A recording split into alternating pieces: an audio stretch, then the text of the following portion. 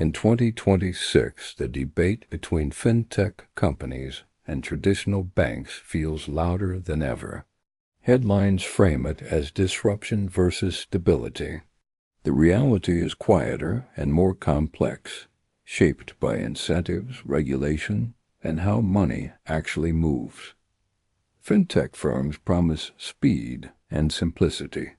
Banks promise safety and scale.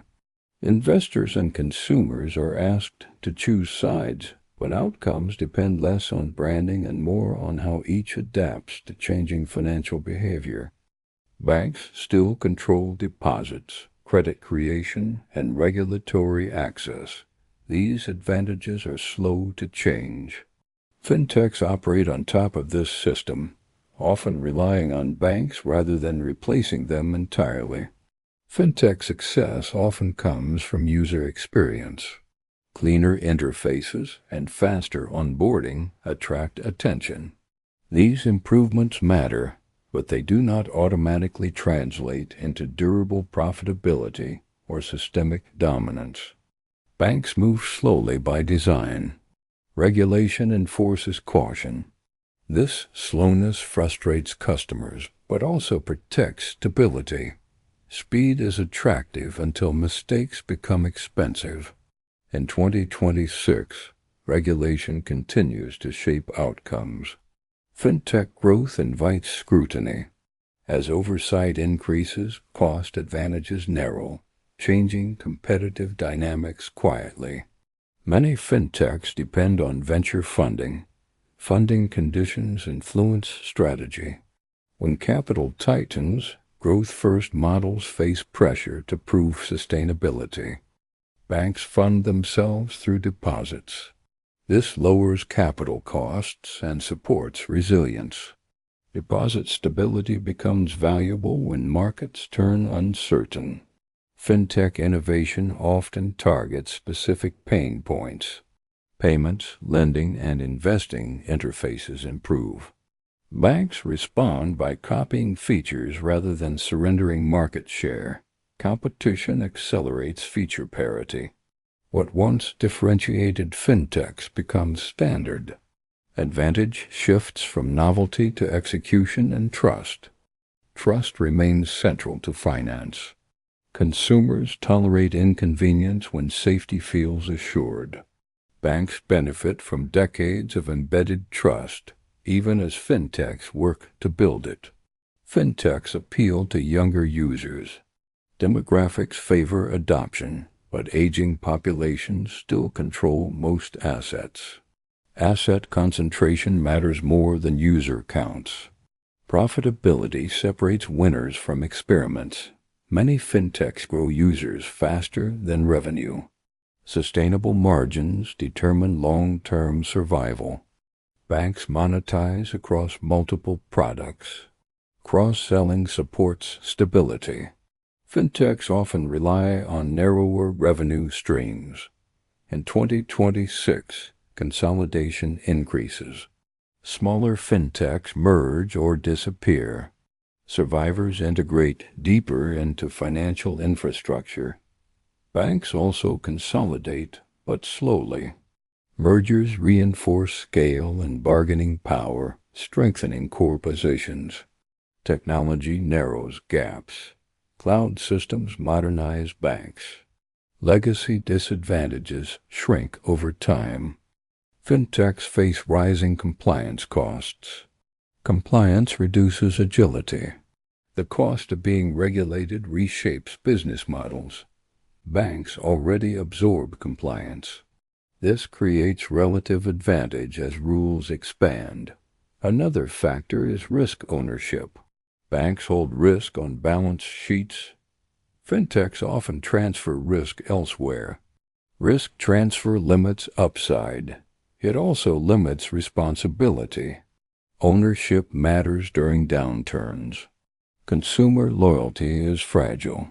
Convenience drives switching, but fear drives returns to safety. During stress, users retreat to perceived stability. Banks benefit from flight to safety behavior. Fintech growth thrives in calm markets. Volatility tests durability. Partnerships blur competition. Fintechs and banks increasingly collaborate. AP is connect systems rather than replace them.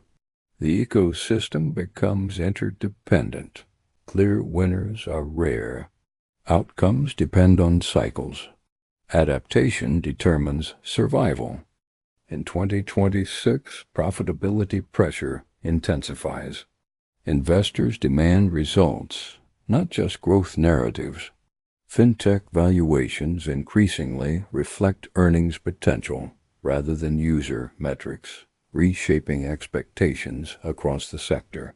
Banks benefit from diversified revenue. Interest income, fees, and services provide balance.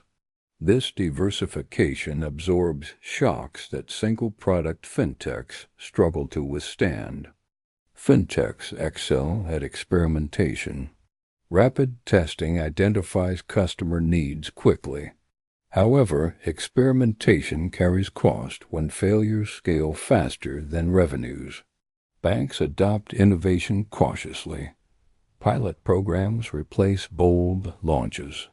This conservatism limits downside but slows visible change. Consumer behavior evolves unevenly. Digital adoption grows, but trust shifts slowly.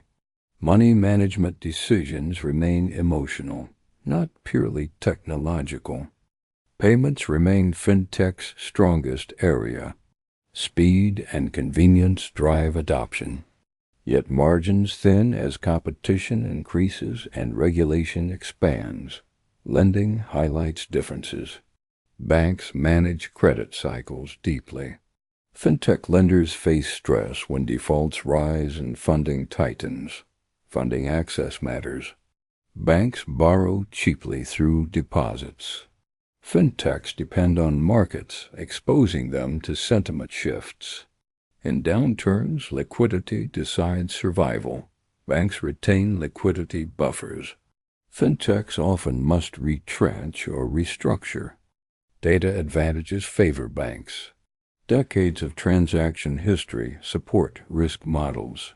Fintech data is newer and narrower. Fintechs counter with analytics and AI. Advanced tools improve targeting, but cannot fully replace long-term behavioral data. Customer acquisition costs rise. Early fintech growth benefited from novelty. As markets mature, attracting users becomes expensive. Banks leverage existing relationships. Switching costs protect incumbents quietly over time. Regulation creates barriers. Licensing requirements limit new entrants. Established banks already operate within these frameworks. Compliance slows innovation but stabilizes systems. Stability becomes attractive during uncertainty. Trust remains sticky. Scandals disproportionately damage fintech credibility.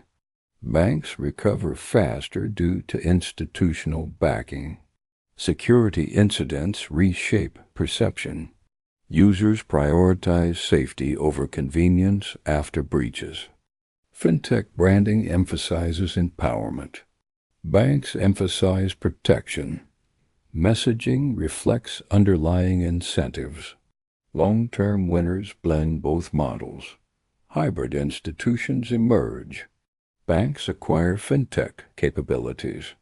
Fintechs seek banking licenses. The distinction blurs. Global expansion favors banks. Regulatory complexity limits fintech reach. Local markets remain fragmented. Scale determines efficiency. Efficiency determines margins. Margins determine survival. Technology alone does not decide outcomes. Structure matters more. Patience rewards incumbents. Innovation rewards challengers. Cycles decide timing. Timing decides winners. By 2026, the question is less about disruption and more about integration. Fintechs influence how services are delivered, while banks retain control over balance sheets, regulation, and systemic stability. Winning looks quieter than predicted. It appears in efficiency gains, better interfaces, and smoother experiences rather than outright replacement of traditional institutions. Consumers benefit most from competition. Better tools emerge as banks modernize and fintechs refine focus. Choice improves without a clear winner taking everything. For investors, outcomes depend on selectivity. Not all fintechs fail, and not all banks stagnate. Differentiation matters more than labels. Durable advantage comes from trust, capital access, and risk management. Technology supports these strengths but rarely replaces them entirely. Banks win stability cycles. Fintechs win innovation cycles. Cycles alternate, shifting advantage over time. The long-term outcome is coexistence. Each side borrows strengths from the other, narrowing differences gradually. Success belongs to institutions that adapt without losing discipline. Adaptation matters more than speed. In 2026, no single model dominates. Hybrid systems define the future of finance. The real winner is the system that survives cycles, protects capital, and evolves quietly as conditions change.